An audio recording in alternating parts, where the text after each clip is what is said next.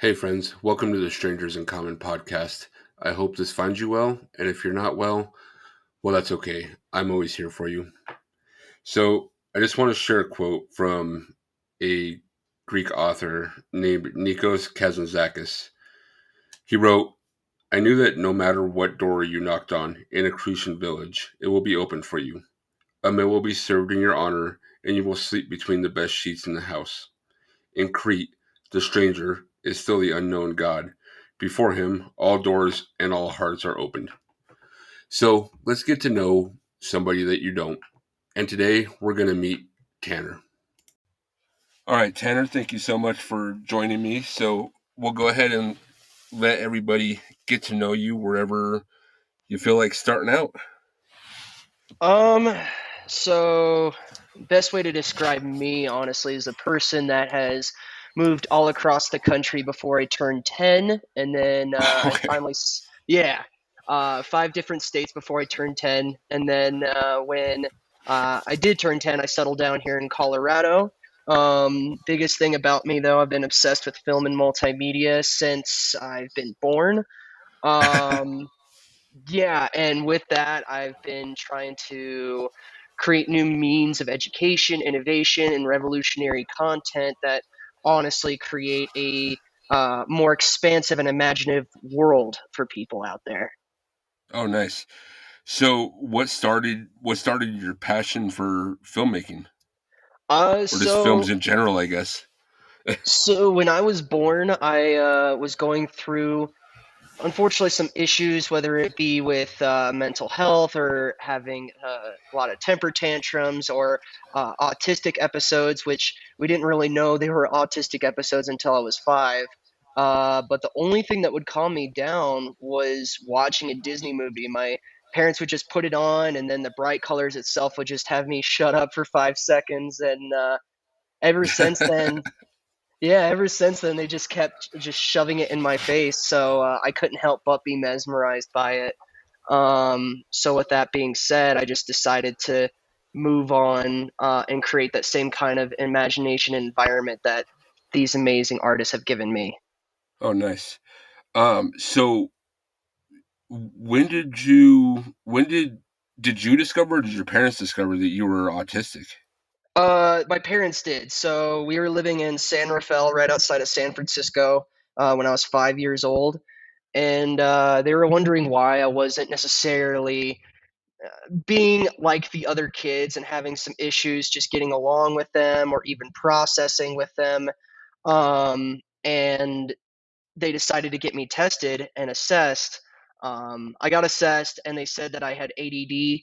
And then it was around 12 years old that they finally realized, like, dude, you're fully on the spectrum. But funny enough, when I got assessed and diagnosed with ADD when I was 5, my dad also got diagnosed at the same time. So Oh, we, wow. yeah, we both went through this experience together and basically had this new resurgence of youth, growth, and life. So it's kind of like he and I were starting off from square one when I turned 5. Right. What so because I mean my daughter has ADHD, but what obstacles did that present for you, especially like in school and stuff like that?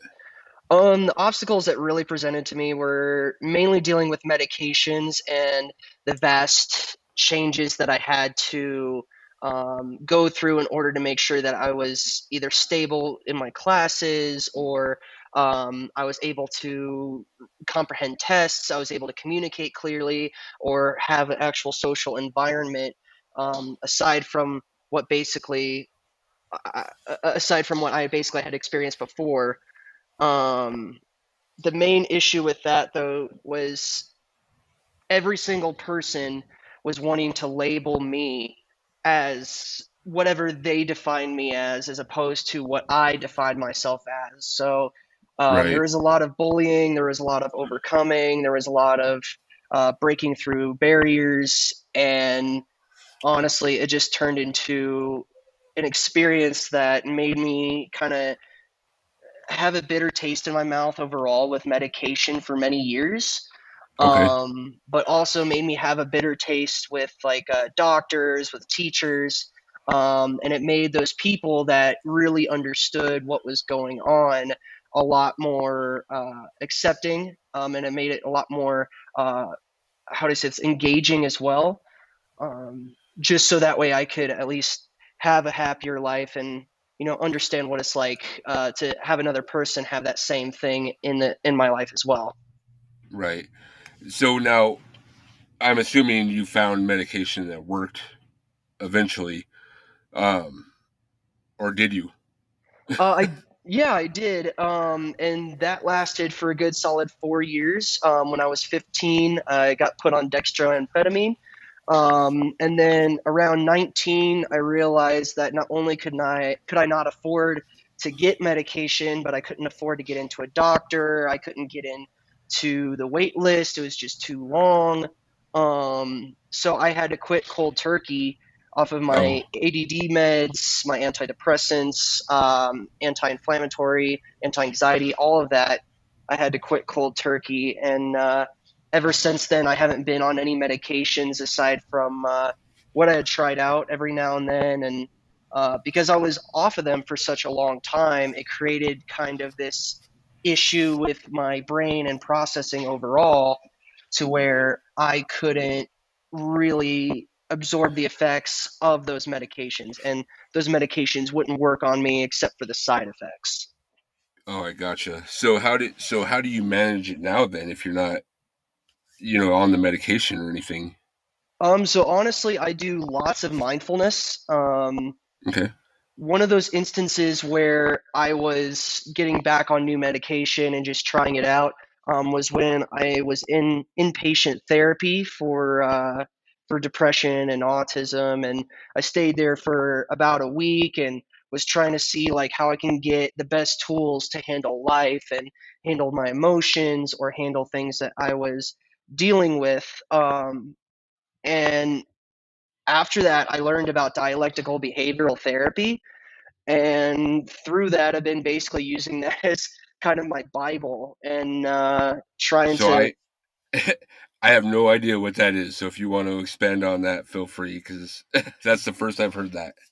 So dialectical behavioral therapy is basically the art of mindfulness and bringing both your logical side of your mind and your emotional side of your mind into one conjected output, so that way you're making decisions, you're saying things, you're thinking things that honor both of those sides to create a wise decision, so that way you can live with those wise decisions and not live a life with regret. So 5 years down the line, you're not looking back and being like, wow, I really wasn't honoring myself when I made this decision, or wow, I really think I could have done things better.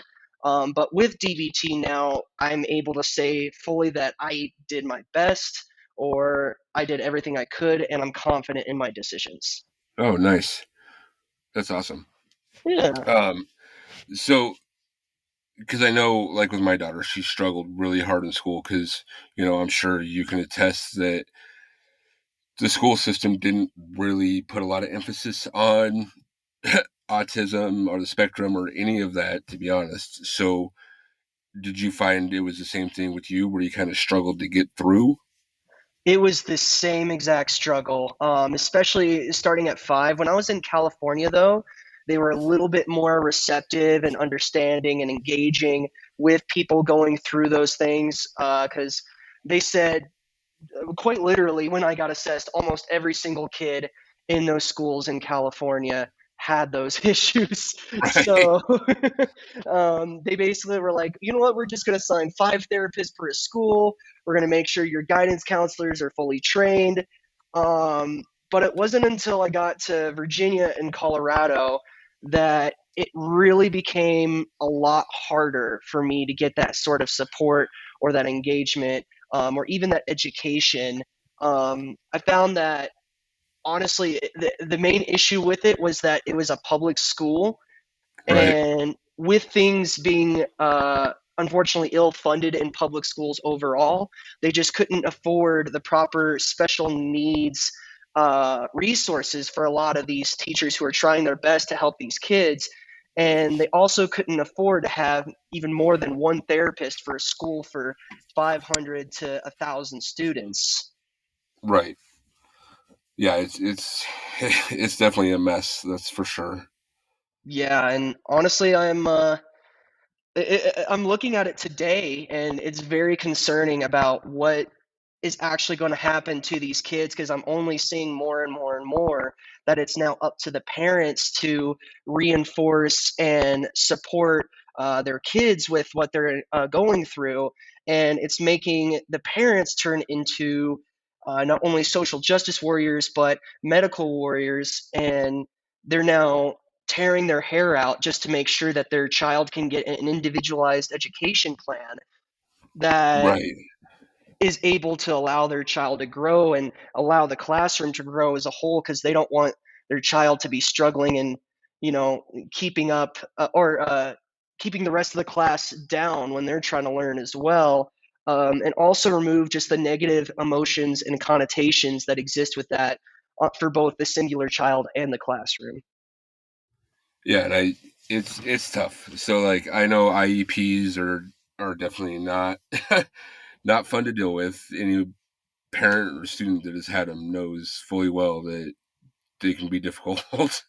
Yeah. um, we've had them for years, so I get it.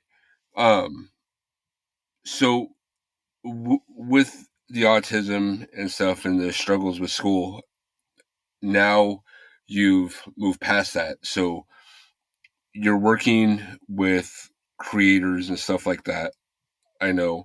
Um, how does your experiences growing up and with those struggles help you when you're working with people creating media? Honestly, it turned me into a leader. Okay. um, it made me realize that so many people are going through these things universally, and that a lot of people didn't have that support. So, for me to actually have had that support and know what it was like to either fight or not have to fight for those things, it created a huge revolution in how I can help people, especially with media and just multimedia production as a whole. Um, Honestly, the more and more and more I work with people in multimedia, the more I see that they are on the spectrum, or they did come from that background, or they did come from that lack of resources. So to be able to, in a loving manner, show them, hey, this is how it is, this is okay, and this is the end result of what we can create with those obstacles that you're facing. Um, Honestly, afterwards has created a very fruitful and yielding environment. So much so that I'm hearing people that have said, I've been struggling with this all my life. And for once, I feel like I can naturally have a safe space to not only talk about what had happened to me, but also grow with it, and create something that I never thought possible. Because honestly, just like we were taught when we were going through these resources and exercise when we were in school, it literally does all start with one step. And then you just need someone there with you to remind you that, hey, it's just one step at a time, it's just a baby step, and that you can do anything no matter what people tell you. Yeah, and I fully agree with that. Um, have you hit a lot of struggles in your journey now with doing this at all? Uh, yeah, honestly. Because it's still very real. It's still very grounding, and it's very visceral, just going through the range of emotions and going through the day to day aspects, and realizing that in order for me to do all of these things for these people that need that help, it's going to take a lot more out of me. Right. So the day to day handling has been uh, it's been it's been tough. It's been very, very tough. And the only thing that's honestly been getting me through it is seeing that people are actually changing, and people are making their lives better per what their dreams were as a kid. So whether it be that obstacle or obstacles of just trying to maintain standard practices of living, whether it be living situations or financial situations, it's been very tough. Right. Um, so, and so with being on the spectrum, I'm curious because we're, I'm dealing with this situation right now. Were you, were you ever doubted by like your peers or family? Were you ever questioned like, hey, I don't think you can do this, or, hey, I'm not really sure if this is the right decision for you? Every day. Okay. um, with my parents, it was a lot easier with my dad, at least in the later years when I graduated high school, for him and I to have that connection because it wasn't it wasn't this connection anymore where he was worried about me and trying to make sure that I was the best version of myself. It was more that he and I are now on the same page. We can now say that we're friends, and he could support me a lot better. Right. But when he was first going through this, when I was a child, he was very intrusive, meaning like he would just kind of withdraw in himself after a long day, a long week, or emotional comeuppance. He would just retreat. And then Right. my mom was my greatest advocate growing up. She would fight for my IEP. She'd be battling with teachers saying that I needed the best education or I needed them to work with me. But it was also a double-edged sword because after I graduated high school and after I had my issues with my first semester in college, um, I was told excessively that I can't do this thing, but maybe I could do something else, or maybe here's Gotcha. another path for that. And I understand that she came from good intentions. It still hurt immensely just because no child ever wants to hear that they can't do something, especially if it's something that they're really happy about or really passionate about. Even though it comes from a place of support, it's just I feel that when it comes to autism or Asperger's or ADD or anything that's in that vast array of the spectrum, that we as people have to be a lot more careful as to what we say, even though we do mean it with good intention. I gotcha. So, like, parents was an example. My mom's side of the family was a huge example where they would support me and love me, but the minute that I would say something that rebukes their status quo, they just would stay silent. They wouldn't know how to respond. And that's perfectly okay because, some people don't know how to. But because of the universal lack of education and understanding and just overall lack of exposure for a lot of these people, it ends up hurting people more because they think they're doing what's best, but they're actually doing the opposite. I gotcha. No, that makes complete sense because so right now we're dealing with my daughter that has ADHD and stuff like that. She's an adult, but she's ready to go live her life and move on, and we're struggling with like, well, is that smart? Like, so thank you for giving me that perspective on that because it's like we want to be that parent and like, no, don't do that. You're gonna mess up, but at the same time, give them the opportunity to mess up. Yeah, I completely understand, especially since my my goddaughter is going through the same thing right now, and literally right after she was born, I saw that she was changing blocks to so that way they would match a certain color pattern or a certain stack pattern. I'm like, I already knew right then and there that she was on the spectrum, but Right. I also knew that when I had that knowledge that she was going to be smarter than anything that I could have ever imagined, and the only thing that I could possibly do was have her give me the answers of what she wants, very similar to just children in general. And then I would love and support her, whether it be close or from afar. And I would still tell her, I'm like, hey, I'm still very reluctant on these things, or I'm still, I don't know how to feel about that. But then again, she would turn around 5 seconds later and then just prove all of that wrong. And I'm like, Right. Right. I know that aspect very well too. So it's like, oh man, all right. So I guess what advice would you give to people that are to communicate properly with somebody that is dealing with those situations? Then, Honestly, I have a few pieces of advice. So the first one though is to just walk a mile in another person's shoes. Like you don't have to run a marathon and you don't have to take just a few steps, but walk a little mile, ruminate at least for maybe even 5 to 10 minutes saying, what is this person going through? Like with the facts that they've presented to me and what they've told me and what I've experienced, what kind of conclusion can I draw when I'm approaching a conversation with them? On top of that, too, it's we all have to make our own mistakes. We all have to learn our own lessons. We all have to get out there and experience the hardships of life as well as the glory of life itself.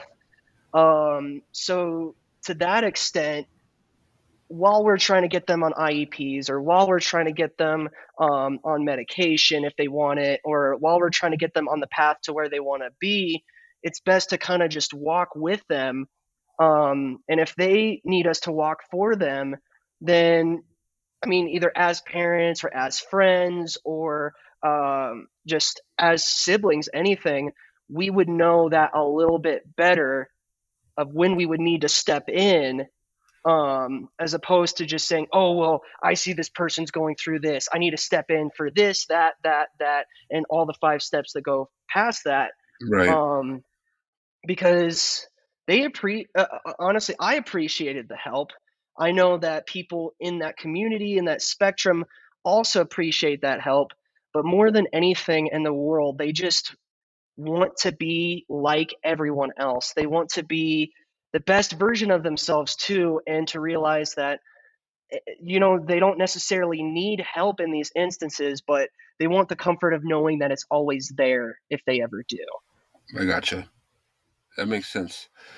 Um, so we'll shift gears a little bit. Yeah, So let's talk about the project that you started. So it's it's the Karmic Collective. Is that correct? that's correct. Yeah. Okay. I wanted to make sure. Like I didn't see a whole lot about it, but I saw that you started it. So if you want to tell us what that is.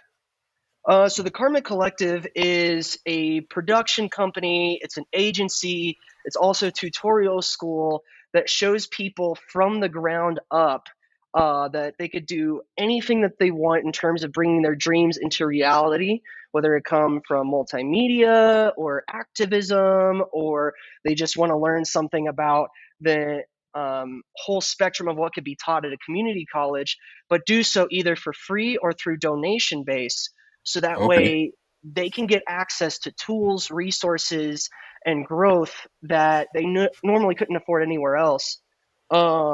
But I first got the idea when I was in film school, and I was realizing that I'm surrounded by so many people who have either been in the industry or trying to get in the industry or didn't get into it, and it was all stopped all because they didn't have the resources or they didn't have a team or they didn't have any idea where to start.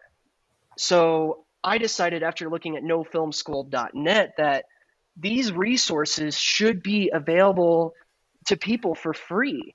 And with the new feats and innovations in technology and education, we now can create some of the most divine and magnificent things with just the phone that we have in our hands. So to Right. start to start giving them the rudiments and the basics of what they need, they can then open new doors, walk down new paths to determine the best course of education for them. Like we've been working on a few short films, and with that being said, we're not only understanding the whole scope of human sociological consciousness, but we're now learning about numerous different things that they're supposed to normally teach in schools in general, whether that be biology or Right. mathematics, engineering, um, the foundations of life. Honestly,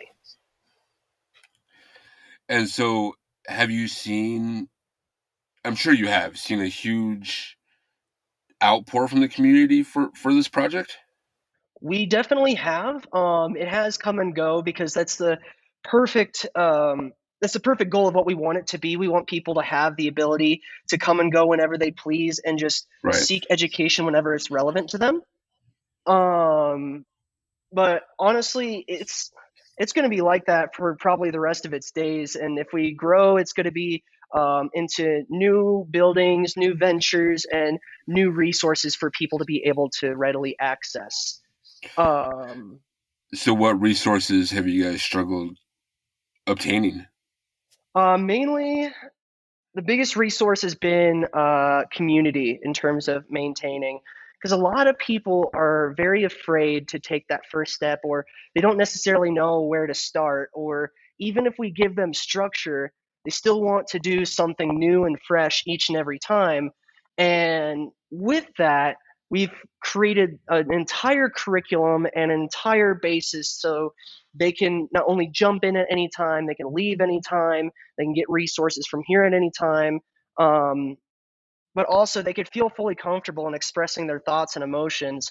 And that alone, even though they decided that, hey, we may not be able to continue with this collective, I could still feel assured and safe in knowing that the experiences that I had here at this collective have created a better sociological construct, or a better way to handle emotions, or a better resource to know that if I was in a job, or if I was in a career, or I was in an environment overall that just didn't make me feel safe, then I can vocally express my opinions and my viewpoints, not only to feel validated, but to feel safe. So it's kind of been a double edged sword. But that being said, it's a big ass sword, and it's a great one. Right. And I'm sure you've seen people thrive from the experiences, right? Oh yeah, definitely. I've seen people now actually use a lot of these tactics in terms of construction or stage management. I've seen people actually able to talk to their friends and family a little bit more clearly. Um, Oh, nice. it's been very rewarding. That's awesome. So it's not just they don't take it just to maybe a media outlet. They take it to all aspects of their life. Exactly, because that Nice. technically is the heart of multimedia, is just life in general. It's capturing life in all of its expansive glory. Right. Yeah, and it's definitely it, it definitely is an expansive thing because I mean honestly when I started this I had the idea 3 years ago when the pandemic hit and I sat on it for 2 years and then I was like, you know what, I'm just gonna do it. So let's get this out there. So I definitely commend you because I know how hard it is taking those first steps to something, especially if you have doubt or anything like that. So it's Yeah, amazing that you've done that. I appreciate that, and I also appreciate you for taking that plunge as well during COVID, because I know during that whole time it was people didn't know how to think, how to feel, how to react, and Yeah, it was weird times. We'll just yeah, we'll leave it we'll at s- that. we'll say that. That's the best way I think we could probably describe it. It was just weird times. Um, so on a completely different note, since you've grown up with film, what's your favorite movie then? Oh, that's that changes all the time, but honestly, as of now, I'd have to say it's either Scott Pilgrim versus the World, or Good Will Hunting, or Tron Legacy. So you know they just announced they're making an anime for Scott Pilgrim, right? I did, and I'm And going to. they have the same actors from the movie doing the anime. I did, and all I could say is I'm desperately trying to get a job on that set. I can imagine. um, so yeah, that's a good movie, and it's fair that it changes all the time. Um, I like the stupid comedies, so I tend more to those. Kevin Smith stuff like that, but Oh yeah, that's just Kevin. He is my idol. I swear. yeah. I mean, I can see that, filming Clerks with basically nothing and then making his basic empire. um, Right. so I could definitely see him being, somebody that you look up to. Yeah. Um, Honestly, ever since like the 90s and his whole resurgence, whether it be just Clerks, Dogma, Jay and Silent Bob, it just proved that once again you could do so much with so little. right. Yeah, and that definitely does. Um, was there anything else you've dealt with in life aside from like being on the spectrum and stuff that you would want to cover? Um, I mean, the spectrum's been the hugest thing. Another big thing too was just overall emotional overcoming, especially when in 2016 or 2017, I honestly can't remember. Um, I was having major issues with walking. I was having issues with just even taking one step after another. And even walking about a block, I would pass out faint and not be able to wake up until someone woke me up. Oh wow. Um, and it turned out they said that it was because my hip was dislocated. uh, yeah, so it was 17 millimeters south on my right side and 11 millimeters north on my left side. And they said it was actually a result of a few things. It could have been either a sports injury or me having to take growth hormone injections in high school to college in order to grow from 4'9" to 5'9". Oh wow. Um, it and it could have been a whole myriad of other things, but because of that, I've had to overcome this huge emotional backlash. Like for the longest time, I thought it was my autism that was the reason that I couldn't control my emotions, but it was just one of the factors. And it turned out it was because seeing as the hip is the second membrane of the body and it controls secondary emotion, that it made it a whole lot harder. So I lost a lot of friends. I lost a lot of family members.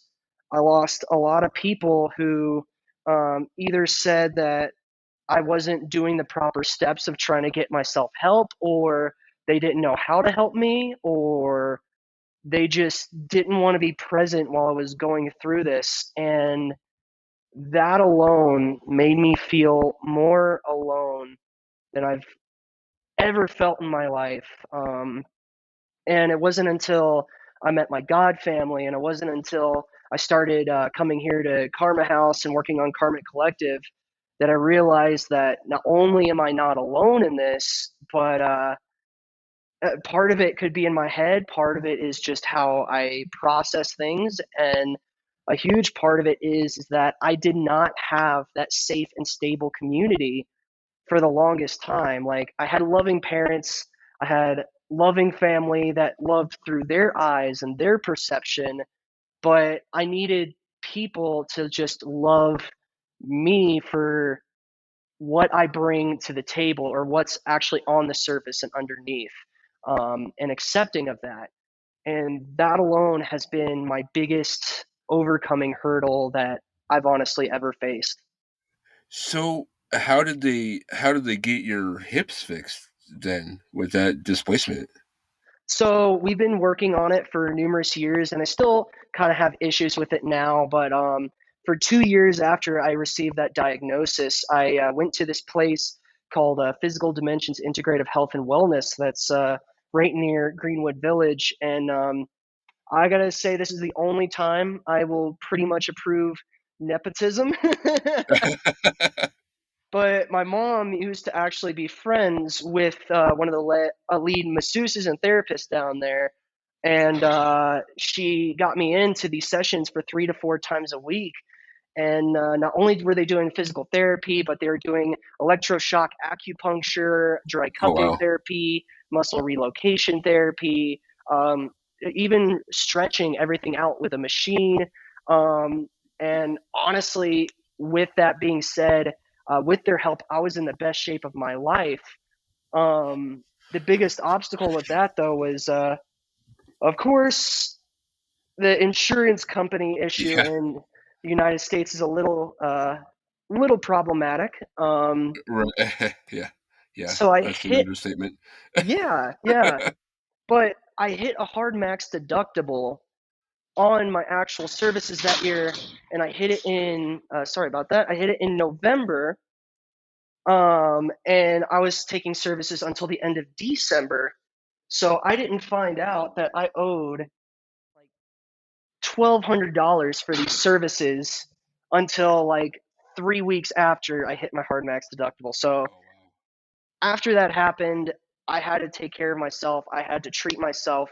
And honestly, still to this day, I am actually striving to get that same kind of help and aid. Um, and I do have to say, even though that our medical system or insurance system is also flawed, there are also great resources out there like Medicaid or community Right. members or people who have gone through that that can get you on that resource plan and make sure that we're getting back to superhero shape. Right. No, there definitely is. As you started to get back, or as you went through that process, you said you noticed your emotional state changing as that got better as well. It definitely has. And it's mainly just because of a lot of work that I've had to do with myself or with a therapist or the people that I love and care about. Basically, just trying to figure out how to vocalize what I'm going through, how to really resonate and say, like, hey, I'm going through this. Maybe you've gone through it too.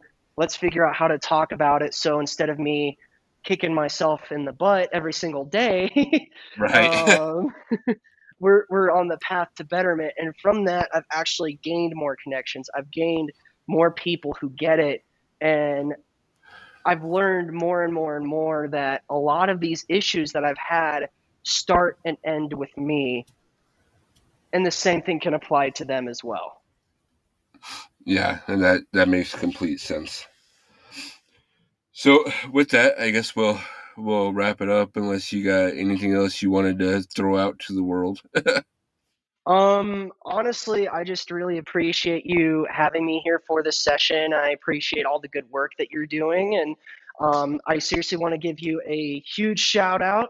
It's- there's not that many people out there that are trying to do the work that you're doing, and at least in my honest opinion, that makes you a freaking superhero.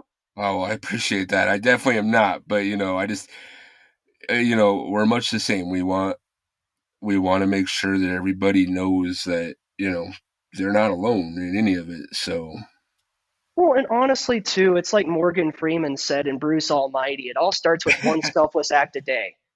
right, that's Like, and that's definitely a good way to look at it. so it's like I don't know. I know you say that you're not really a superhero, but at least in my eyes, you are, and anybody who is doing that work is. So, to all the people that are listening, or to all the people that are struggling or going through this, I want them to know that they can be a superhero.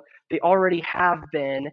And it literally just takes one step at a time and to be in a community that can support you with that. Honestly, it might not happen in a day, it might not happen in a year, but if you keep working at it and you just never give up, or you realize and accept those days that you do have to give up and then you can move on, that alone is going to be the most powerful thing. But lastly, I just want to say if anybody wants to learn about multimedia or just learning education in general and knowledge and appreciation for life, come on down to Karma Collective every other Sunday. And I'm sure they can find that on all the socials. Yep, we are on Facebook, and then we're launching Instagram and TikTok here in 2 days, and the website will Nice. be up on Monday. It'll probably already be up by the time this gets posted. So we'll Exactly. just throw that out there since it'll be about a week. um, but that way they're not waiting 2 more days to find that. So I appreciate that. I hope, the Karma Collective blows up bigger than you ever imagined. Me So, too. I really appreciate that. And I hope that one day we can actually do this podcast sort of again, or I can blow oh, you yeah. up in terms of just expansion and awareness. Anything I could do to increase your amazing message. You are more than welcome to record with me anytime. So, but for that, we'll wrap it up and we'll talk to you soon. I'll talk to you soon, and may your rest of your week be as amazing as you, bud. Thanks, I appreciate that. Bye. Bye. All right, thank you guys again for joining me on this episode. Remember to follow me on the socials. It's Stico Podcast, STICO Podcast, Facebook, Instagram, Twitter. Send me an email. It's stickopodcast@gmail.com. If you want to talk, if you want to be on the show, make sure you subscribe and like wherever you're listening to the episode. It's always greatly appreciated. And just help spread the word. Word of mouth is my biggest promotion right now. It's how I get everyone to know about the show. So any shares, any telling people you think that may enjoy it or may benefit from it, it's always greatly appreciated. So until next time, be safe and don't be a stranger.